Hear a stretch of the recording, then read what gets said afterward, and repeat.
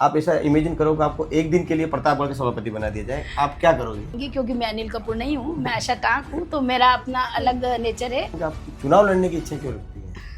देखिए मनोज जी, ये सवाल आपका जो सवाल है ना, ये सवाल सभी के मन में है। देखिए, नमस्कार, कांटेल की आवाज़ डिजिटल न्यूज में आपका स्वागत है। आज हमारे साथ में मातृशक्ति मौजूद है, इनका परिचय कराता हूँ। उसके पहले मैं आपको बताना चाहूँगा कि आप पत्रकारिता समाज सेवा से जुड़ी हुई है और आप एक एनजीओ भी चलाती है। सबसे पहले मैम स्वागत है आपका कांटेल की आवाज़। धन्यवाद मनोज जी। मैम आपके बारे में बताइए, किस तरह के आप एनजीओ चला रही है, क्या क्या आप समाज सेवा में काम कर रही है और पत्रकारिता में किस तरह से आपने काम किया है? जी मनोज जी, मैं आपको बताना चाहूँगी, मैंने 28 जुलाई 2014 से अपना खुद का साप्ताहिक समाचार पत्र प्रारंभ किया था। और इससे पहले मैंने कई जो लोकल समाचार पत्र हैं प्रतापगढ़ के, उनमें काम किया है। और इसमें काम करते करते मुझे वापस लगा कुछ और भी होना चाहिए, तो मैंने 8 मार्च 2020 को अपना खुद का एक एनजीओ प्रारंभ किया। जो हमारा जो एनजीओ है वो महिलाओं के लिए ही कार्य करता है। अभी लगभग उसमें 30-40 महिलाएं हमारे साथ जुड़ी है और हम लोग समय समय पर सेवा कार्य करते रहते हैं। अपना किस नाम से एनजीओ? जी, हमारे एनजीओ का नाम है सारथी सेवा संस्थान। एनजीओ किस क्षेत्र में काम कर रहा है फिलहाल ज़्यादा? एनजीओ का मेन उद्देश्य देखिए, समाज में जागरूकता फैलाना है। जैसे हम समय समय पर लोगों को जो भी लगता है कि हाँ, इस तरफ लोगों का ध्यान आकर्षित होना चाहिए, लोगों को जागृत करना चाहिए, तो हम हर उस विषय को लेते हैं जिससे अपने समाज में एक जागरूकता आए। और महिलाओं के लिए, बालिकाओं के लिए, युवाओं के लिए, सभी के लिए, जैसे नशा मुक्ति के सारे प्रोग्राम हम बहुत सारे करते रहते हैं। अच्छा, इन कामों के साथ ही आप जो पार्टी का काम कर रही है, तो भाजपा के लिए आप काम कर रही है, कब से जुड़े हैं भाजपा से? जी, वैसे मनोज जी एक बात बताना चाहूँगी, भाजपा एक ऐसी पार्टी है जिससे मैं 2008 से मैं जुड़ी हुई, क्योंकि मैंने विद्या भारती जो विद्या द्वारा जो संचालित होता है विद्या निकेतन माध्यमिक विद्यालय, उसमें जो प्रतापगढ़ में जो विद्यालय था, इसमें मैंने 2008 से कार्य किया और 4 साल तक मैंने उसमें कार्य किया। वहाँ की मैं संस्था प्रधान रही हूँ और मैंने कई जो शिविर वगैरह होता है वो सभी अटेंड किए। तो मैं इस पार्टी से तो यूँ देखो तो 2008 से जुड़ी हुई हूँ। मेन सदस्यता मैंने 2024 में ली थी। अभी आप, चूंकि चुनावी माहौल भी चल रहा है, राजनीतिक सरगर्मियाँ भी तेज है, आपकी कहीं से दावेदारी आपने रखी है क्या? देखिए मनोज जी, ऐसा है कि चुनाव है तो, और जब महिलाओं की भागीदारी इसमें बताई गई है अधिक, है ना, तो मैं भी एक ज़िले की जागरूक महिला हूँ, तो मुझे लगता है कि मुझे भी फॉर्म भरना चाहिए, तो मैंने अपनी दावेदारी 2-3 जगह से करी है। अब ये देखिए, पार्टी मुझे टिकट देती है, नहीं देती है, ये पार्टी को सोचना है। माँगने का अधिकार सभी को होता है, तो मैंने भी दावेदारी करी है। आगे जो भी पार्टी का निर्देश होगा, जैसा भी पार्टी कहेगी, उस हिसाब से अपन कार्य करेंगे। कौन कौन से वार्ड से अपन दावेदारी कर रहे हैं? ये वार्ड तो देखिए, वैसे मैं एमपी से हूँ, तो थोड़ी सी समस्या ये आती है कि एमपी वाले यहाँ पार्टिसिपेट नहीं कर सकते हैं चुनाव में, तो मैंने जनरल जो सीट है, जनरल से भी दावेदारी करी है और एक हमारा जो खुद का जो वार्ड है, वहाँ से भी मैंने दावेदारी पेश की है। अच्छा, भाजपा में कितने सालों से आप सक्रिय रूप से काम कर रही हैं लगभग? वैसे साल भर, वैसे तो भाजपा में कार्य कर ही रहे, लेकिन मुझे 1 साल हुआ है नगर प्रवक्ता के रूप में मैं कार्य कर रही हूँ। नगर मंडल में मुझे अभी प्रवक्ता की जिम्मेदारी दी गई है। अच्छा, यदि आपको टिकट नहीं मिलती है, उस स्थिति में आप किस तरह से पार्टी की सेवा करेंगी, है क्या? नहीं, देखिए, टिकट मिलना और सेवा करना दोनों अलग चीज़ है, ठीक है। टिकट मिलना नहीं मिलना वो आगे की सोच है, जो हमारे वरिष्ठ पदाधिकारी है वो इस पर मंथन करेंगे और जैसा भी उनका आदेश होगा वैसा हम करेंगे। और रही बात सेवा की, तो सेवा कार्य तो अपना जुनून है ही सही, तो सेवा तो अपने को हर क्षेत्र में हर तरीके से करनी है। जैसे जैसे मुझे सेवा का अवसर मिलता जाएगा, मैं हर प्रकार से, भले ही समाचार पत्र हो या हमारा एनजीओ या फिर भारतीय जनता पार्टी हो, तो मैं इसके माध्यम से सेवा हमेशा करती रहूँगी। जैसा आपने बताया भाजपा में आप प्रवक्ता के पद पर हैं, उस काम को आप किस तरह से देखते हैं? उसमें क्या अपन आपके क्या एफर्ट्स उसमें? तो मेरा कार्य मेन ये होता है कि जो नगर मंडल में जो भी कार्य चलते हैं, नगर मंडल के थ्रू जो भी कार्य होते हैं, उनके समाचार बनाना, उनको समाचारों को प्राथमिकता से लगाना, और कहीं ऐसे कोई समाचार होते तो उनको अपने माध्यम से उनका जवाब सिलेक्ट करना और जनता के सामने रखना। जी मैम, आप ये बताएं, आपकी संस्था जो है वो भी किन क्षेत्रों में काम कर रही है? मैंने बताया मनोज जी, हमारी संस्था 2020 से ही कार्यरत है। जैसे लोकसभा चुनाव, विधानसभा चुनाव आपने भी देखा होगा, सोशल मीडिया के माध्यम से हम लोगों ने, संस्था के माध्यम से बहुत सारी ऐसी जागरूकता है। सोशल मीडिया के माध्यम से हमने कोई वीडियो, शॉर्ट्स वीडियो भी बना के हमने डाले हैं, तो जहाँ-जहाँ मैंने आपको बताया, जहाँ-जहाँ मुझे अवसर मिलता है कि हाँ, इस क्षेत्र में मुझे बस सेवा का एक बार अवसर मिलना चाहिए। जहाँ अवसर मिलता है अपन बिल्कुल प्राथमिकता से उस कार्य को, चाहे वो संस्था हो, चाहे समाचार पत्र हो या फिर चाहे भारतीय जनता पार्टी हो, तो सकारात्मक रूपता से कार्य करने की मेरी एक आदत है और मैं उसी को लेकर चलती हूँ। अच्छा, इसके अलावा आपका और क्या शौक है? जी, देखिए मेरा शौक, एक बहुत बड़ा शौक है मेरा, एक कविता लिखना। अच्छा। क्योंकि मेरे पिताजी स्वर्गीय श्री रामनारायण जी राय को कविता लिखते थे और बचपन में हम उनकी कविताएँ देखते भी थे। उनको लिखते हुए मैंने बहुत बार देखा है और इसी का है कि आज मुझ में भी ये गुण कहीं न कहीं विद्यमान है। तो ये जो गुण है कविता लिखने का, है मुझे मेरे पापा की विरासत से मिला है और आज भी मैं कई प्रकार की कविता लिखती हूँ और सोशल मीडिया में और जहाँ कहीं अवसर मिलता है मुझे, तो मैं बिल्कुल अपनी कविताओं के माध्यम से अपने विचार जो है सभी के सामने रखती हूँ। अच्छा मैम, आपको नहीं लगता कि समाज सेवा और राजनीति दो अलग-अलग क्षेत्र हैं? आप दोनों को एक साथ कैसे मतलब दोनों फील्ड में एक साथ कैसे काम कर पाती हैं? देखिए, मैं एक बात बताना चाहूँगी मनोज जी आपको कि जो समाज सेवा है, वो भी एक सेवा ही है और अगर राजनीति है, तो राजनीति भी सेवा। सबसे पहले सेवा को ही अपन महत्व देते हैं।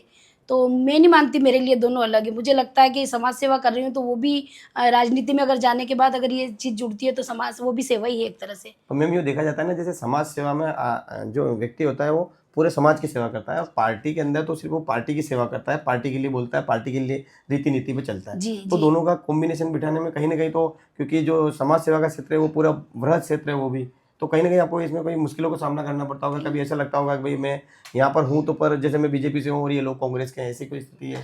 देखिए, कहीं न कहीं छोटी-मोटी समस्याएँ तो आती रहती हैं, लेकिन उन समस्याओं को मैनेज करके और अपने को चलना होता है। तो मैं छोटी-मोटी समस्याओं को मैनेज करके और अपना जो पत्रकारिता का और अपना जो समाज सेवा का और अपना जो पार्टी का जो पद है, उसकी गरिमा रख के और कार्य करती हूँ और मैं इसी में विश्वास रखती हूँ। अच्छा एक बात बताओ मैम, कि जैसे अभी जो रिजर्वेशन खुला है, जनरल महिला की सीट है, सभापति पे जो भी आएगी महिला वो जनरल महिला होगी। जी। आप किस तरह से देखते हैं, चूँकि आप एक महिला हैं, तो किस तरह से महिलाओं का प्रतिनिधित्व होना चाहिए और जो सभापति की सीट है, उसको एक महिला कैसे मतलब आगे उसको अच्छे से चला पाएगी सरकार को? मनोज जी, देखिए सबसे पहले तो मैं जो जितनी भी मातृशक्ति इस बार निकाय चुनाव में शामिल होने वाली है, उन सबको मैं अग्रिम बधाई देना चाहूँगी क्योंकि मातृशक्ति को बहुत बड़ा मंच मिला है एक तरह से। तो मैं यही चाहती हूँ कि जो सभापति की या पार्षद की जो भी दावेदारी करे, महिला ऐसी महिला हो, जो अपना खुद का जो डिसीज़न है, अपनी खुद की जो कार्यशैली अपने ऊपर निर्भर है और उसमें नेतृत्व करने की जो क्षमता होती है, वो रहे। साथ तो देखो अपने वालों का लेना ही होता है, लेकिन एक निर्णय लेने की जो क्षमता होती है, मातृशक्ति जो बाहर निकल के इस तरह से आ रही है, तो उसमें एक क्षमता निर्णय लेने की ज़रूर होनी चाहिए, मेरी अपनी सोच है। अच्छा, आप ये समझिए कि मान लो आप समाज सेवा, पत्रकारिता, आपका एनजीओ, इन सब से हट के बात करें। एक मान लो आप प्रतापगढ़ की एक आम महिला है जो गृहिणी है। आपको लग रहा है कि भाई सभापति जो आने वाली वो महिला आ रही है। क्या चाहेंगी आप उस सभापति से? एज़ ए प्रतापगढ़ के आम नागरिक के हिसाब से हम बात करते हैं, तो एक महिला क्या सोचती है, एक महिला सभापति से क्या आशा कर सकती है? देखिए, महिला सभापति आ रही मतलब ये है कि आपको सभी, ऐसा नहीं है कि आप खाली महिलाओं को लेकर चलेंगे, आपको पूरे प्रतापगढ़ का, पूरे नगर का आपको लेकर चलना है, चाहे युवा हो, चाहे वृद्ध हो, बालिकाएँ हो और प्रतापगढ़ का जो पूरा विकास है, वो सभापति के ऊपर डिपेंड होता है सारा का सारा। तो मैं यही चाहूँगी कि जो भी सभापति बने, वो नेतृत्व करने वाली, ऐसी नेतृत्व करने वाली महिला हो जो सबसे पहले प्रतापगढ़ का विकास के बारे में सोचे, प्रतापगढ़ की जो जन समस्या है उसके बारे में सोचे और उसका निर्णय त्वरित लेने का, उसमें नेतृत्व करने की जो उसमें क्षमता है वो होनी चाहिए। अच्छा, अपन बात कर चुके हैं समाज सेवा पे, पत्रकारिता पे, और आपके जो कविता लिखने का शौक है उसके जी। ऊपर, और एक जो चुनाव से रिलेटेड कुछ हम और इस इंटरव्यू में बातचीत करना चाहेंगे। जो भाजपा की रणनीति है चुनाव को लेकर, उसके बारे में आप थोड़ा बताएं कि हालांकि अभी तक टिकटें फाइनल नहीं हुई है और ये शीर्ष नेतृत्व काम है, पर चूंकि आप भाजपा से जुड़ी हुई है, प्रवक्ता के रूप में काम कर रही है, तो किस तरह से अपन कांग्रेस को जो परास्त करने के लिए क्या रणनीति अपनाई गई है? देखिए, भारतीय जनता पार्टी अपने आप में एक बहुत बड़ी पार्टी है और भारतीय जनता पार्टी की प्रवक्ता होने के नाते मैं इतना कहती हूँ कि जो भारतीय जनता पार्टी की जो पार्टी है नरेंद्र मोदी जी के नेतृत्व में, भजन लाल जी के नेतृत्व में जो कार्य कर रही है, सराहनीय कार्य हो रहे हैं और इस पार्टी ने महिलाओं के लिए बहुत सारे कार्य किए हैं। मुझे नहीं लगता है कि भारतीय जनता पार्टी आने के बाद और महिलाओं के विकास में या महिलाओं की ओर ध्यान नहीं दिया गया है। आपको एक बात और बता दूँ, जब वर्ष 2014 में प्रधानमंत्री मोदी जी जब प्रधानमंत्री बने थे, तो मैं पार्टी से जुड़ी हुई नहीं थी, लेकिन मैं विद्या भारती का जो स्कूल है विद्या निकेतन, उसमें पढ़ा रही थी और जब मोदी जी प्रधानमंत्री बने तो आप यकीन मानेंगे कविता लिखने का शौक तो मुझे पहले ही था। तो मैंने उस समय मोदी जी के ऊपर कविता लिखी थी और मैं किसी पार्टी से जुड़ी हुई नहीं थी, लेकिन मोदी जी का इतना वो था कि नहीं यार मोदी जी ने इतना कर रखा, इतना कर रखा, और मोदी जी आज भी करते हैं। मोदी जी ने महिलाओं के बारे में बहुत सोचा है, बहुत सारे ऐसे अधिनियम लेके आए हैं वो, और आगे भी करते रहेंगे। तो पार्टी की प्रवक्ता होने के नाते मैं इतना ही कहूँगी कि मैं अपने आप को खुशनसीब और गौरवान्वित समझती हूँ कि मैं भारतीय जनता पार्टी से जुड़ी हुई हूँ, और आगे भी मुझे अगर अवसर मिलेगा, किसी भी रूप में मुझे अवसर मिलता है, तो मैं भारतीय जनता पार्टी की सेवा करने के लिए हमेशा प्रयासरत रहूँगी। अच्छा, एक सवाल और था मैम कि आपको चुनाव लड़ने की इच्छा क्यों लगती है? देखिए मनोज जी, ये सवाल आपका जो सवाल है ना, ये सवाल सभी के मन में है। देखिए मुझे लगता है कि मैं अगर कहीं भी कुछ कार्य कर रही हूँ, आपके सामने मेरे जो कार्य है आपको पता ही है, तो कहीं न कहीं जब पार्टी से जुड़ते हैं तो अपन चाहते हैं कि जैसे मान लो मैं किसी भी वार्ड में जाती हूँ, किसी भी वार्ड का मुझे अगर मिलता है टिकट, और मैं प्रत्याशी के रूप में खड़ी होती हूँ, तो देखो मेरा ये है कि मैं उस वार्ड के विकास के लिए कार्य करूँ, और कुछ अच्छा, जैसे मैं पत्रकारिता में, समाज सेवा में मैं कर ही रही, तो एक वार्ड पार्षद बनकर भी मैं कुछ अच्छा कार्य करूँ। बस यही मंशा मेरी मन में है, इसलिए मैंने फॉर्म भरा है। पार्टी मुझे टिकट देवे नहीं देवे पार्टी का कार्य है, नहीं मिलेगा तो भी अपन सेवा कार्य कर ही रहे हैं हर तरह से, और करते रहूँगी। अच्छा मैम, एक थोड़ी लीक से हट के बात करते हैं। मान लो जैसे कि आपने नायक पिक्चर देखी है? अनिल जी, कपूर वाली जी, है। जी, जी। उसमें उस नायक पिक्चर में बताया गया था अनिल कपूर को एक दिन का सीएम बनाया गया था, है ना? जी। आप ऐसा इमेजिन करो कि आपको एक दिन के लिए प्रतापगढ़ के सभापति बना दिया जाए, आप क्या करोगे? जी, मनोज जी देखिए, एक दिन का सभापति बनने के लिए भी एक तो लक भी होना चाहिए। दूसरी बात, अगर बनते हैं तो देखिए सबसे बड़ी बात है कि पार्टी के नेतृत्व में अपने को काम करना होगा, और प्रतापगढ़ का जो विकास है, कहीं न कहीं प्रतापगढ़ अगर अछूता रहा है इस कार्य से, तो सबसे पहले प्रतापगढ़ का विकास कैसे किया जाना चाहिए वो करेंगे, और जो अपने पार्टी के वरिष्ठ पदाधिकारी हैं, जैसा-जैसा उनका मार्गदर्शन मिलेगा वैसे-वैसे करेंगे। नहीं, पर अनिल कपूर ने तो तुरंत डिसीजन लिए थे, पूरा सिटी को बदल दिया था देखिए एक ही दिन के अंदर। मैं तो आपको आप ऐसा कुछ नहीं, एग्रेसिव कर सकती हैं क्या नहीं, यदि नहीं, आपको एक नहीं, दिन के लिए सभापति बनाया नहीं, जाए तो? नहीं मनोज जी, मैं ऐसा कोई डिसीज़न आपको नहीं बताऊँगी, क्योंकि मैं अनिल कपूर नहीं हूँ, मैं आशा टाक हूँ, तो मेरा अपना अलग नेचर है, ठीक है ना? वो फ़िल्म थी, ये हकीकत है, जैसा भी होगा, ठीक है ना? मतलब आप एक दिन के लिए सभापति नहीं बनना नहीं चाहती बनना है। हैं? एक दिन में कुछ नहीं होता मनोज जी, आपको पता है एक दिन में क्या हो सकता है ना? सही बात। उसको पूरा व्यवस्थित करने के लिए टाइम भी लगता है, हर तरह से निर्णय एक दिन में लिया नहीं जाता है, कोई शादी का निर्णय भी अपन एक दिन में नहीं लेते हैं, तो पूरी जनता के विकास की बात है, तो एक दिन में कैसे निर्णय कर सकते हैं? अच्छा, चलो एक बात बताओ मैम कि बीते कार्यकालों की बात करते हैं जी। तो 2 बार से यहाँ लगातार भाजपा के सभापति रहे हैं। हुँ, हुँ। आपको क्या लगता है कौन से काम हुए और कौन से काम नहीं हुए? देखिए मनोज जी, बहुत सारे कार्य ऐसे हैं जो हुए हैं, जहाँ तक मेरी नज़र में है। कुछ सफाई की, और ये जो छोटी-मोटी व्यवस्था है, ये भी समस्याएँ हल हो सकती है अगर सब आपस में मिलकर कार्य करें। तो जनता और जो भी पार्टी होती है, जो भी सरकार बनती है, उनके हिसाब से अगर दोनों मिलकर चलते, तालमेल बिठा के चलते, तो अच्छे से कार्य हो सकता है। जनता को भी जागरूक होना पड़ता है, और जो पदाधिकारी जो सीट पर बैठे हैं, उनको भी जागरूक होना पड़ता है। जब जाके समस्याओं का हल होता है, तो अपन आशा करते हैं, मैं आशा आपके सामने ये आशा करती हूँ कि भविष्य में ऐसा हो कि जनता का और जो हमारी नेतृत्व करने वाली सभापति आएगी, उसका तालमेल अच्छे से बैठे, और पार्टी के हिसाब से या किसी भी हिसाब से जो अपने प्रतापगढ़ का अच्छे से विकास हो सके।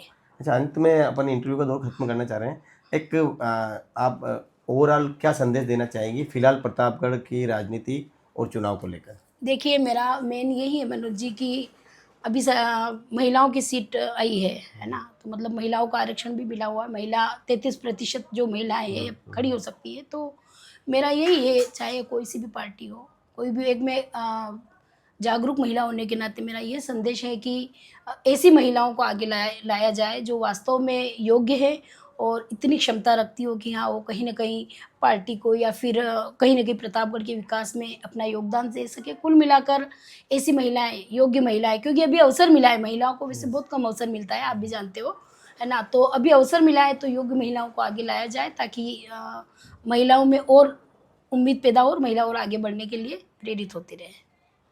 तो ये थे आशा टाक जिन्होंने कांटेल की आवाज़ डिजिटल से जुड़े हैं और जो अपनी बात है वो आम जनता के सामने रखी है। आपने अपना जो पूरा कार्य क्षेत्र है उसके बारे में बताया, हमने भी काफ़ी कुछ जाना है। आपको ये वीडियो कैसी लगी ज़रूर कमेंट करें, और यदि आप चाहते हैं कि प्रतापगढ़ में जो महिला सभापति का चेहरा है वो कौन सा चेहरा हो, आप किसको सभापति के रूप में देखना चाहते हैं, ये भी कमेंट कर सकते हैं। धन्यवाद। कांटेल की आवाज़ प्रतापगढ़। धन्यवाद।